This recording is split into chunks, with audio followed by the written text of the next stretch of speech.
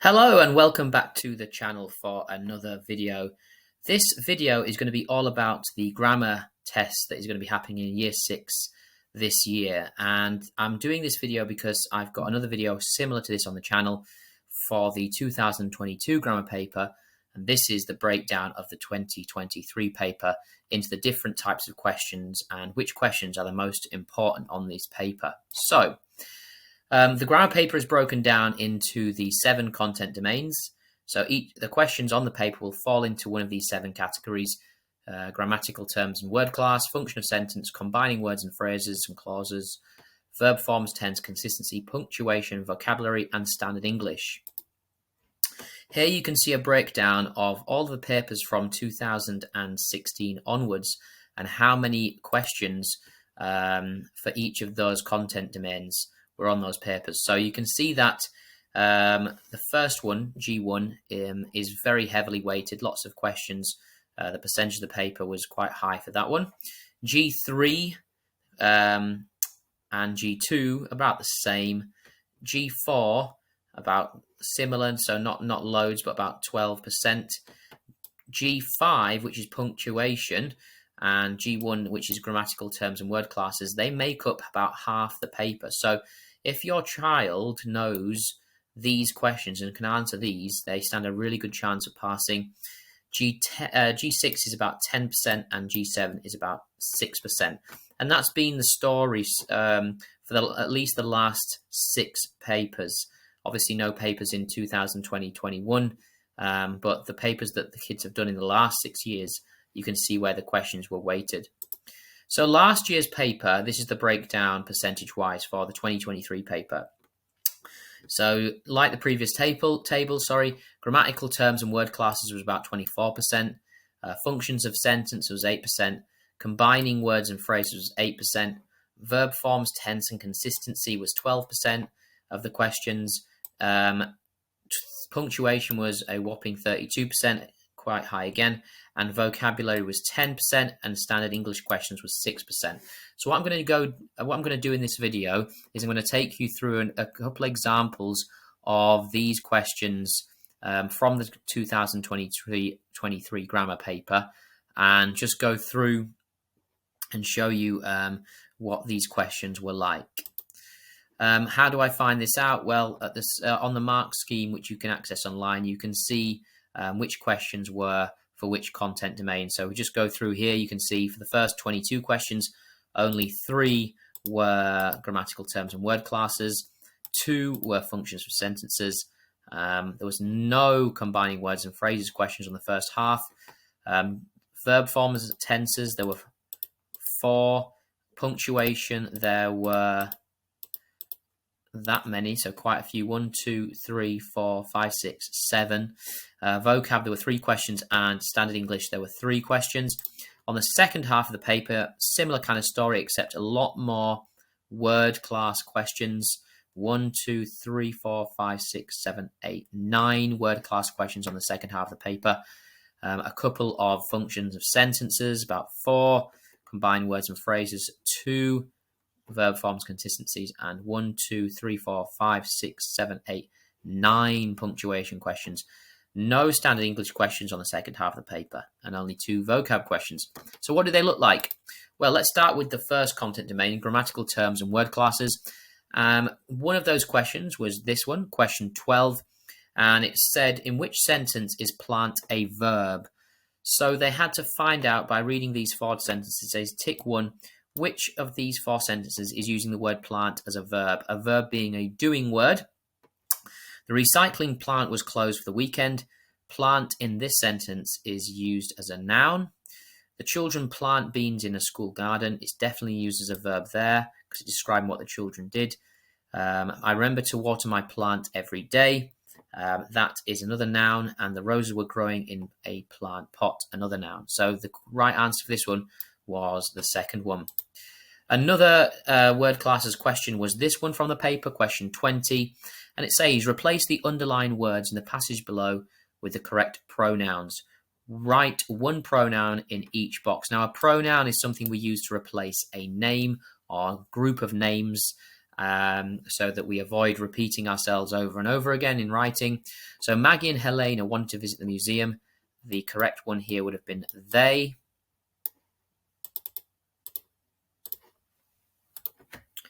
They tried to go after school, but the museum was closed. And just to bear in mind that pronouns don't just replace people's names, they also replace names of places. And in this case, instead of saying museum, we could have put it. They tried to go after school, but it was closed. So those were the two correct answers for that question. This is a pretty standard question for a word class.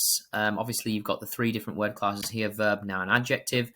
And it says tick one box in each row to show whether the word underlined is used as a verb, noun, or adjective. So there are many magnetic materials.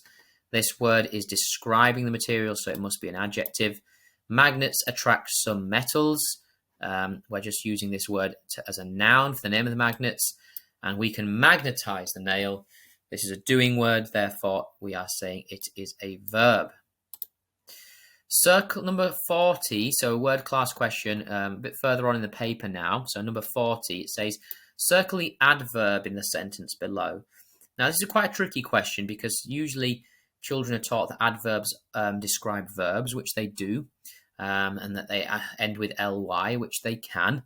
However, adverbs also can describe adjectives.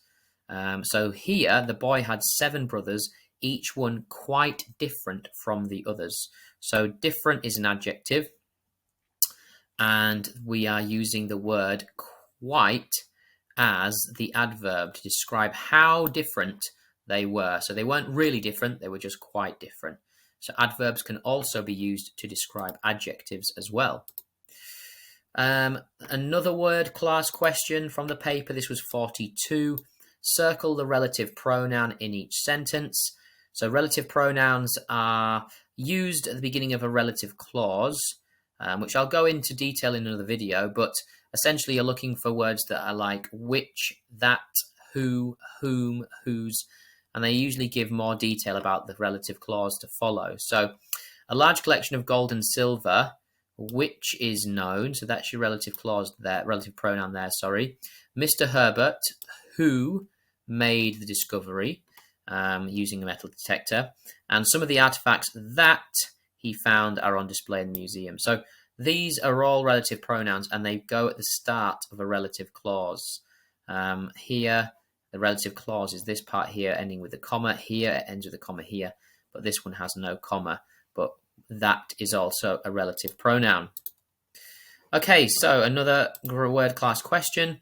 And this was the final question on the paper, number 50.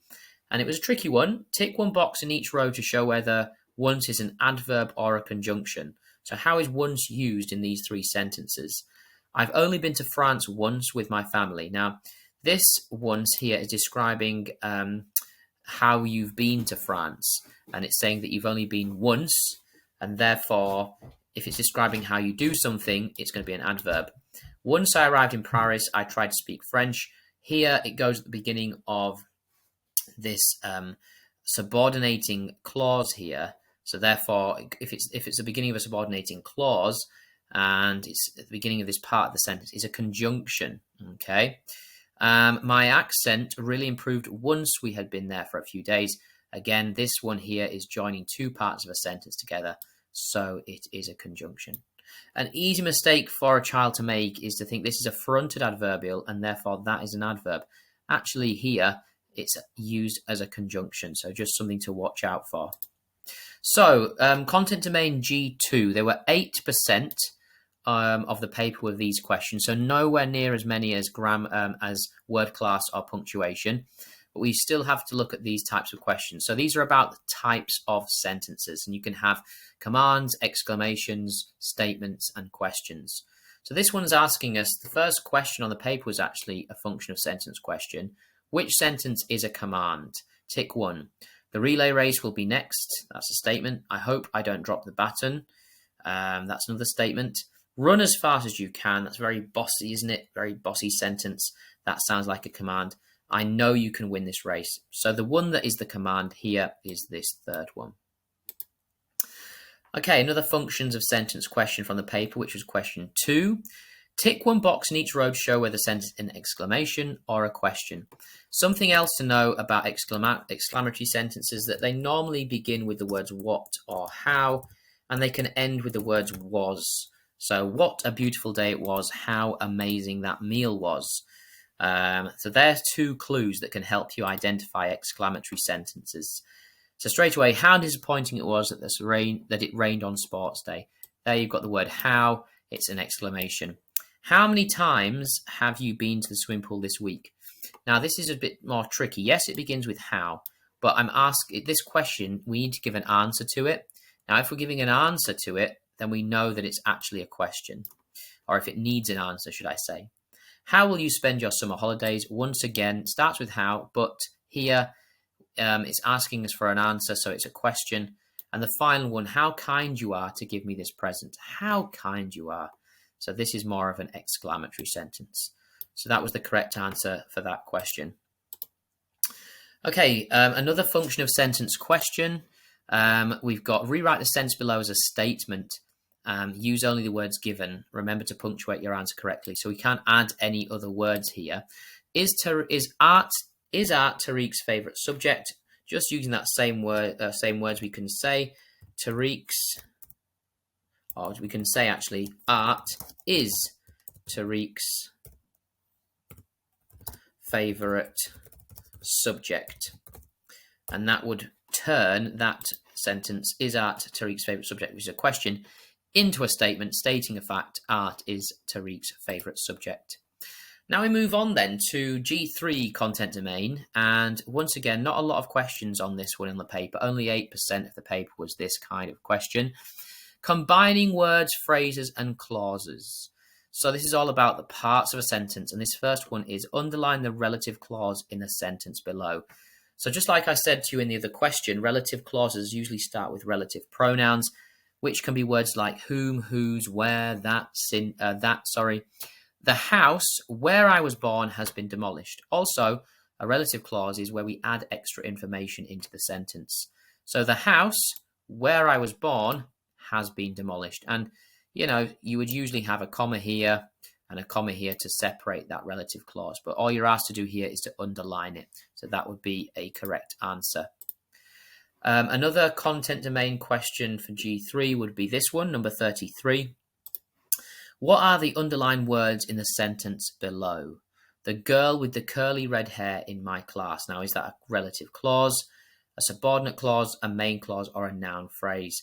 Now here we've got curly and red, which are two adjectives describing a noun, which is hair.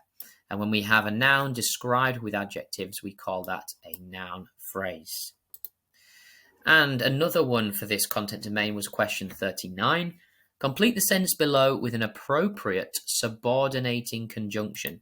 Now the subordinating conjunctions I like to remember with the acronym WABITS, WABBITS, and it's a good way for you to help your child remember some of these. So we've got when and while, we've got after, we've got before, we've got because, we've got if, we've got that, and we've got since. Now there are more than this, but it's quite a nice way, WABITS, of remembering a few of them. So does any of these fit here? Maybe they don't. Some think football is his favourite sport. James also enjoys watching tennis. Now, I don't think any of these ones actually work here, so we're going to have to do another one. So you could have although, and you're just looking for one that makes sense here, really. So although football is his favourite sport, James also enjoys watching tennis. But you could have also had even though football is his favourite sport, James also enjoys watching tennis on TV. Let's move on then to content domain G4, which is about tense and consistency and verb forms. Only 12%, so not a lot of questions on this content domain, but let's go through and have a look at a couple of them. Tick the sentence that shows Lara is most likely to go swimming on Saturday. So, Lara will go swimming, Lara should go, Lara might go, Lara could go. So straight away it's not that one, and it's not that one. And yes, she should go, but the most certain that of all these is that she will go, so it's that first option. 18. Okay, so here these questions can be a bit tricky because they deal with all the different tenses the children need to know. Which option completes the sentence using the present progressive? Now, present progressive is for something that is happening in the present and is still happening in the present. And I say to the children, a good way to spot these is to look for an ing verb with an ing and the word am. Okay, so that's usually a good clue. And if we look down this list, I am uploading the photos to the school website. Obviously, am only works for I, but we can see we've got the verb with the ing there, which is a good clue that that is in the present progressive. And it shows that we are uploading the photos, but are still uploading them if I choose that option.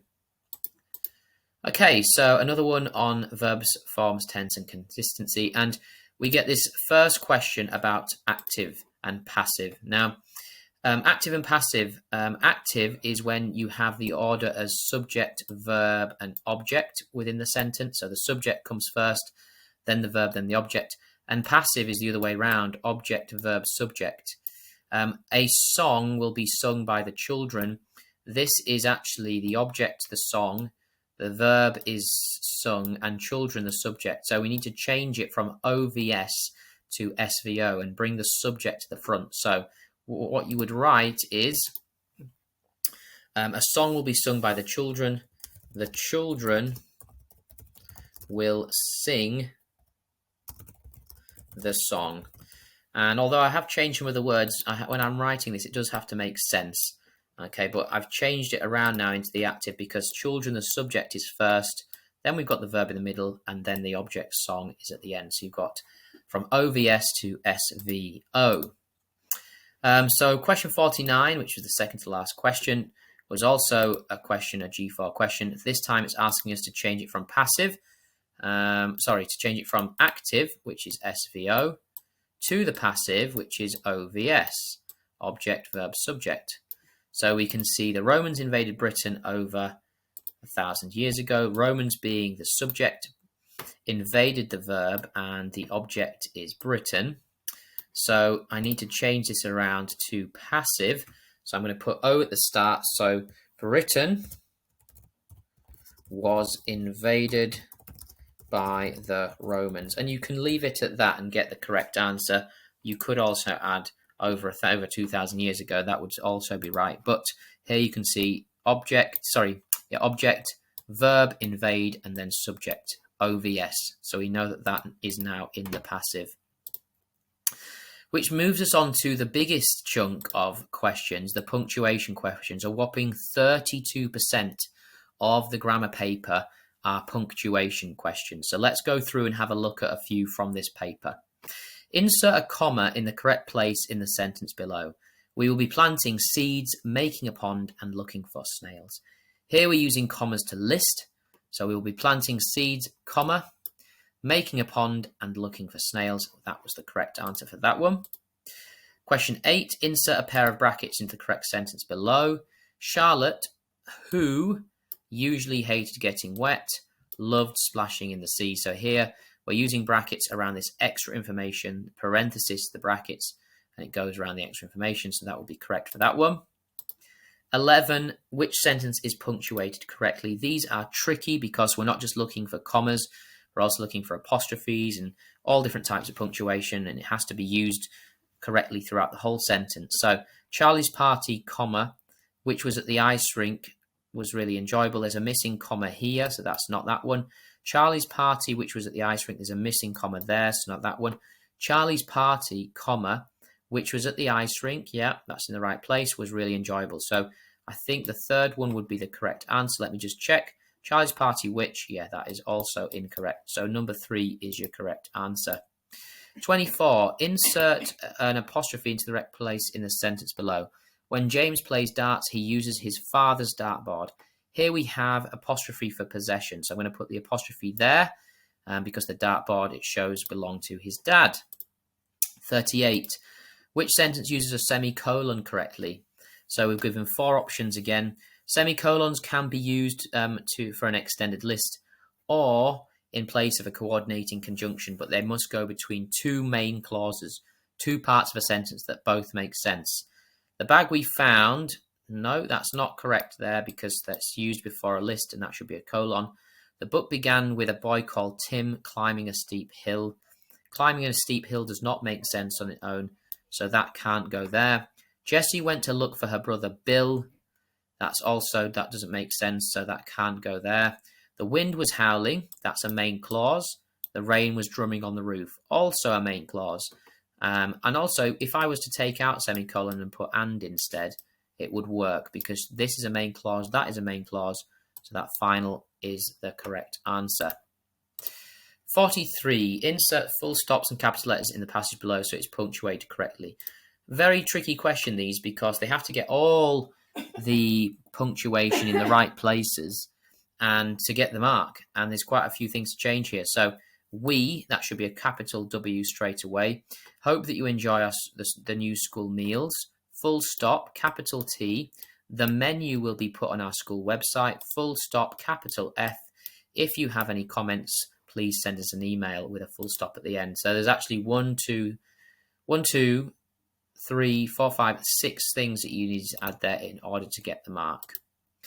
And which moves us on to vocabulary questions, which is content domain G6. Now, there were 10% of the paper, 2023 paper, were vocab questions. And here are a few examples. Draw a line to match each word to a suffix to make 4 different words. Use each suffix only once. Socialize. Relationship. Whoops. I'd have to do that one again. Relationship. Childish. And seasonal. So that would be your correct choices. Antonyms. So antonyms are 2 words that have opposite meanings. So which of these pairs have meanings that are opposites? Marine, submarine, unicycle, bicycle, proper, improper, act, interact. Well, the only ones which mean exact opposites would be proper and improper because they've added this im prefix, which has changed the meaning to mean the opposite of proper. So that would be the correct answer. And finally, on to G7, standard English questions. And only a very small amount of questions, 6% of the paper, are on standard English. The best way to explain standard English is the sentences which make sense. One of the reasons they wouldn't make sense is if you start a sentence in the singular about one person and you're using words in the plural. So this first one, for example, the autumn leaves were, crunching beneath our feet as we walked along. Leaves, we've got 2, so we've got more than 1, so we have to have were. We done or did. Past tense correct would be did. We did a great job in picking the juiciest fruit for our pie. My brother didn't do anything to help us. My brother didn't do nothing. It would be anything. And these are the kind of mistakes children often make when speaking. So it's testing their ability to use standard English. Another standard English question was this one, question 14. Which sentence is the most formal? Now, when we're doing formal writing, it's like writing to somebody we don't know, like the Prime Minister or the head teacher, and we need to be using the most formal language possible. So which of these 4 sentences is the most formal? And straight away, I can see the word requested, a very formal word to use. I requested that he telephone me on arrival. Again, very formal, so that final one would be correct. Thank you for watching this video, guys. I hope that you found it useful. I will be releasing this slightly earlier than 2024, but this will be helpful when looking at the 2024 SATs. Please subscribe to the channel if you haven't already, and for more videos on primary education and more videos on grammar. Thanks for watching, and I'll see you in the next one.